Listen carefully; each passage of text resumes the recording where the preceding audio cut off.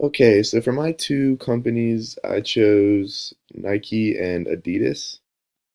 Um, Nike's mission statement is bring inspiration and innovation to every athlete in the world. And then they have a little quote from one of their co-founders at the bottom. If you have a body, you are an athlete.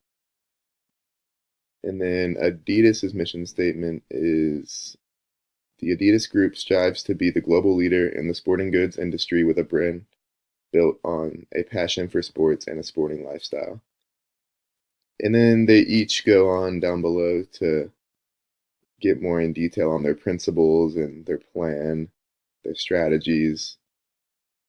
Um, just based on the mission statements alone, I think I like Nike's a little bit better, just for the reason that it seems more inspiring and moving. Um, they talk about bringing inspiration and innovation, and that if you have a body, you're an athlete. While Adidas just starts off by saying they strive to be the global leader in this industry. So I just feel like Nikes will help relate better to people and make them want to try their products more. Yeah.